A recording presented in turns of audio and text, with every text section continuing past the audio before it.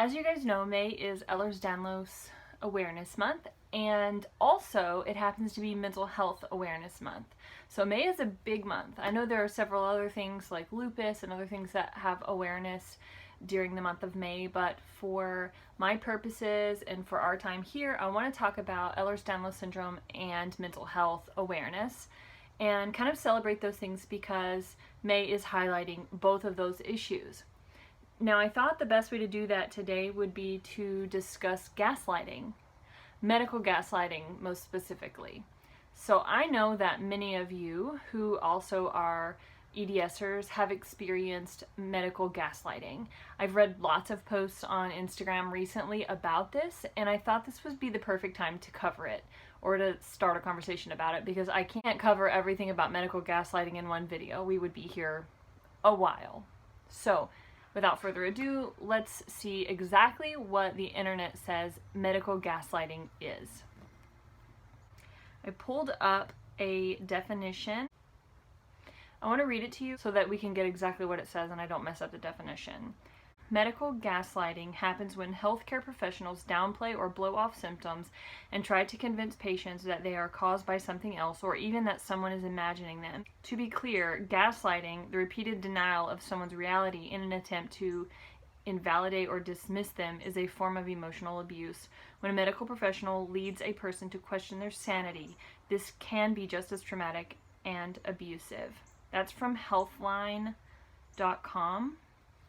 I just wanted to read it to you so that you could get a very clear, distinct picture of what we're talking about when I say medical gaslighting. So this is not uncommon, and that's the most unfortunate part. I know when I was seeking a diagnosis for what was going on with me because I knew something was wrong, but I really didn't know what. And I had lots of symptoms that met other criteria, but nothing fully, and nothing really made sense, and none of the treatments totally helped, but nothing was making my life better and giving me a better quality of life. Finally, I actually offered the diagnosis of Ehlers-Danlos syndrome up to my doctor, and he said, well, that makes sense, but it's so rare, there's no way you have it. And there were some other things that I had brought up to him at that point, and it was all blown off. Actually, I've had so many doctors hand me business cards of therapists and say what you need is a good behavioral therapist and this person here will help you. I am a therapist, so that was really challenging for me, that I was experiencing so much ignorance, and the fact that my case wasn't an easy case or medical professionals wanted to deal with due to the complexities of what was going on. And because that saying, if you hear hoofbeats, think horses, not zebras, that medical professionals say or hear when they're in school, that is taken so seriously in the fact that they tend to not, so many of them, I don't want to generalize everybody, but so many of the doctors I've encountered tend to not be willing to think outside the box and be willing to see that there could be the very thing happening, which is the need to think zebras, which actually is why people with EDS are called zebras. I'm not going to share my entire story about my diagnosis, maybe that's for another video, but I do want to stay on the topic of gaslighting and highlight the reality that when you finally get your diagnosis with EDS, it's both a relief and a fearful thing. What is my future going to look like? And yes, finally there's an answer to what I've been going through, and I'm not crazy. Because by the time you get to somebody who's willing to listen to you, for me at least, I was already so concerned about what to say, what not to say. I was very careful with my vocabulary because I didn't want anything to be misconstrued as something that it's not. If I mentioned anything about heart palpitations, oh, anxiety. If I mentioned anything about low energy, oh, depression. If I mentioned anything about fatigue, depression. If I mentioned anything about stomach issues, anxiety. So things were being chalked into mental health issues when I didn't really have any mental health issues outside of what was physically going on with me. Life happens and stuff comes from that, such as situational depression, You lose a loved one, you grieve, and you may go through bouts of depression. You lose a job, which did happen, go through bouts of depression.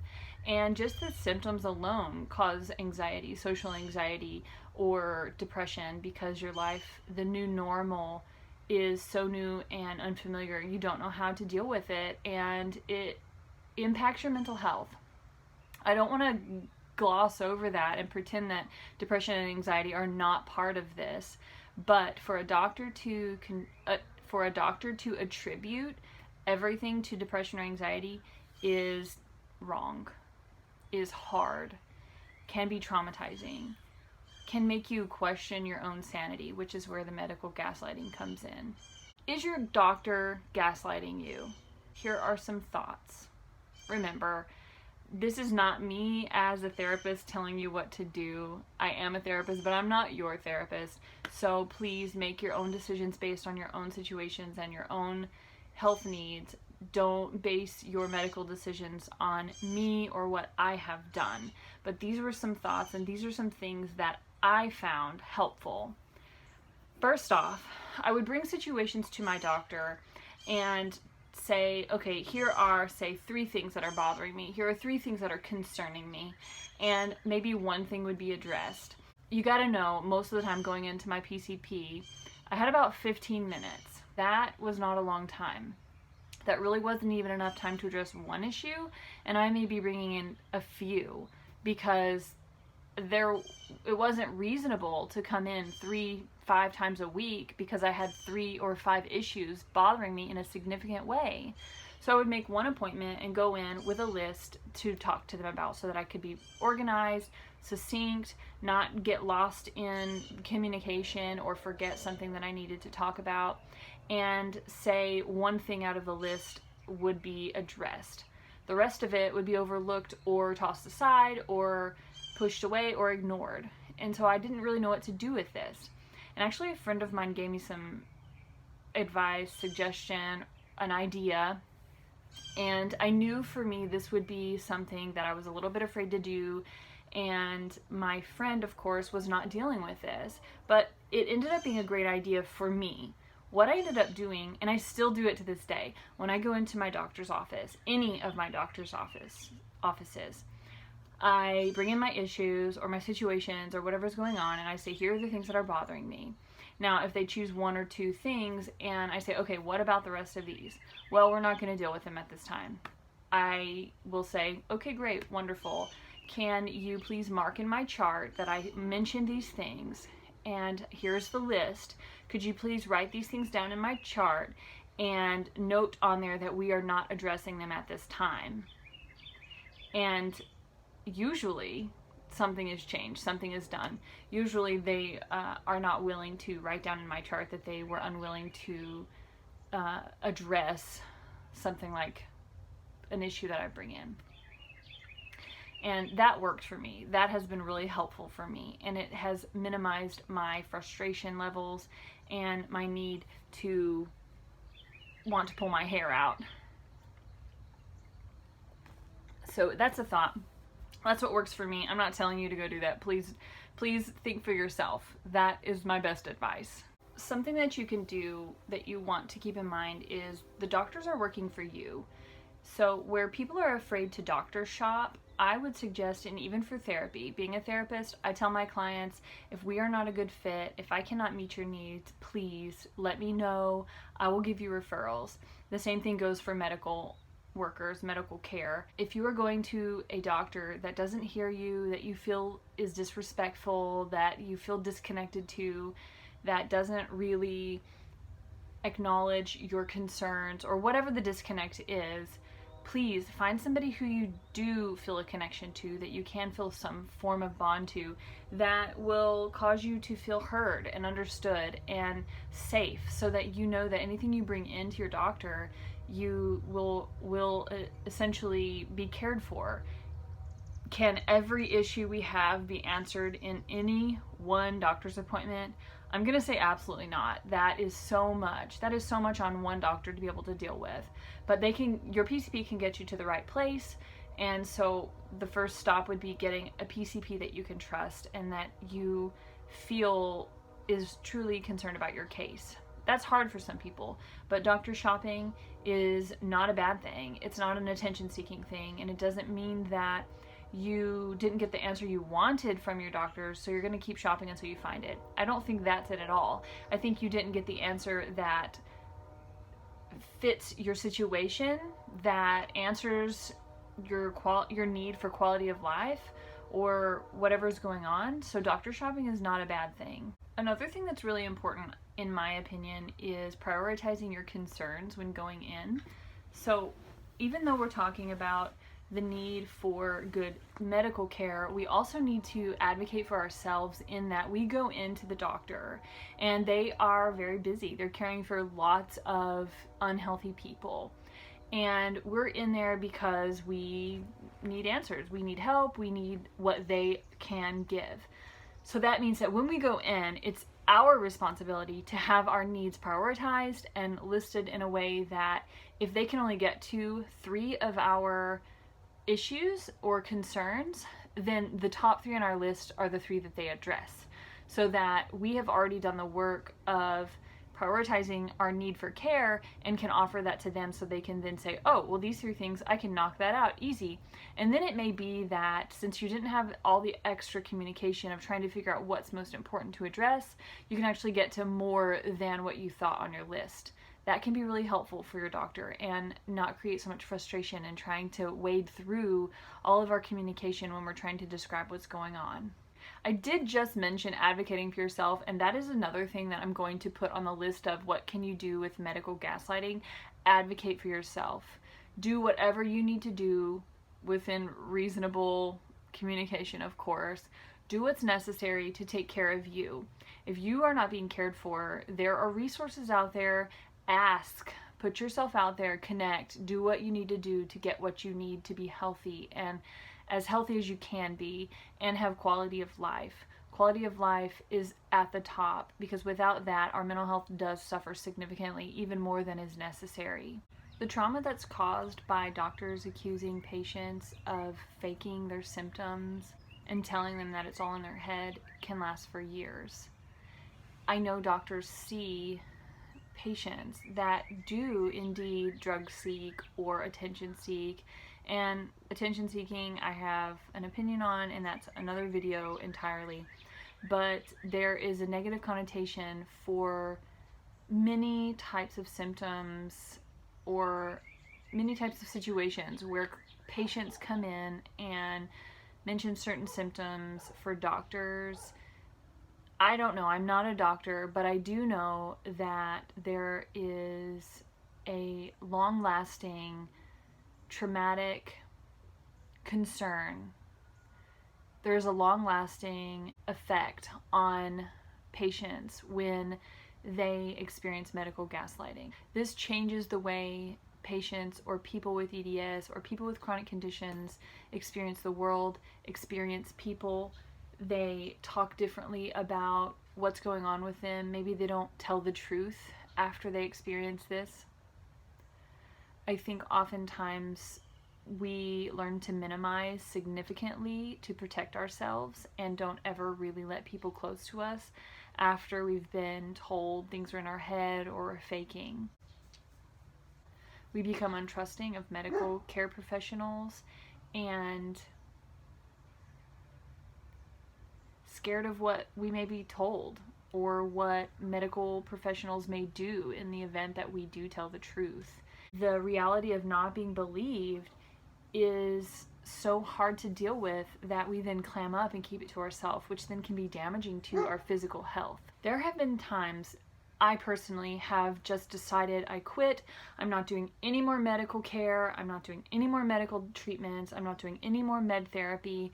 I'm done with the medical care system because, kind or not, I've had doctors kindly tell me things and unkindly tell me things that were not helpful. I had a cardiologist tell me right before my POTS diagnosis. This particular cardiologist did not diagnose me with POTS, but he was the one I saw prior to the cardiologist that diagnosed me with POTS. And he told me, there's nothing wrong with you. You simply need more water and exercise, and you're young, go live your life. And that was really hard to deal with because I had people with me at the doctor's appointment who could verify the things that I was telling him and my concerns. And the Holter monitor also verified what I was telling him and the EKGs that were done. Anyway, all of those things were verification of my symptoms and my concerns, but having such little knowledge about the things that people with EDS deal with cause doctors to brush off situations that are brought in of concern. The trauma that comes from medical gaslighting can actually create a fight or flight response from your limbic system, because we experience this in a way that it's traumatizing, and when it happens again and again, you then back off or you lash out, and neither of those things are helpful, which then goes against the support that, which then supports, potentially supports what the doctor is saying of seeking attention or seeking unnecessarily medical care, which is not the truth at all. I think we have to speak up against this and speak out about it to be able to stop medical gaslighting. Using things like May as EDS and Mental Health Awareness Month to be able to get information out there and make medical gaslighting known and that it's unacceptable, I think is very important. This goes under advocating for ourselves and for each other in the mental health and the chronic condition communities. The reality is that we are affected by both of these situations. If you have EDS, you have some mental health challenges, such as social anxiety, such as medical appointment anxiety, depression, or various other things that may pop up and you deal with.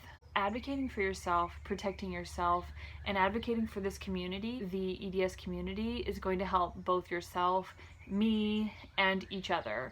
So we have to do something, and we can start by speaking up. No one should live in fear that a doctor is going to dismiss what's being said. If something hurts, something hurts. If something doesn't feel right and we don't have the vocabulary, then let's work to get the right vocabulary to describe what's going on. Please know you're not alone if you're experiencing medical gaslighting.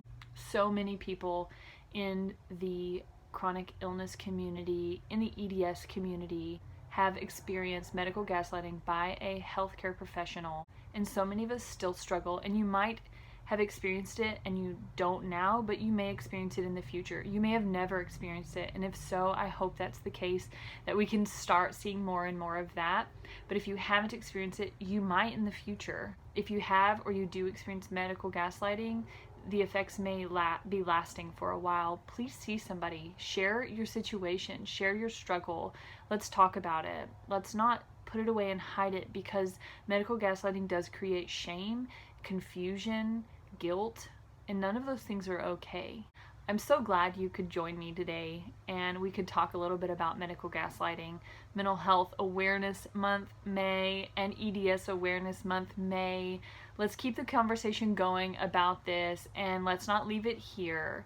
I think the best thing we can do to answer this situation is to talk about it. And maybe you have some ideas about how we can overcome the challenge or even the effects of medical gaslighting. Please leave them below and let's talk about it. I'm looking forward to your comments, and I'm looking forward to connecting with you. See you next time.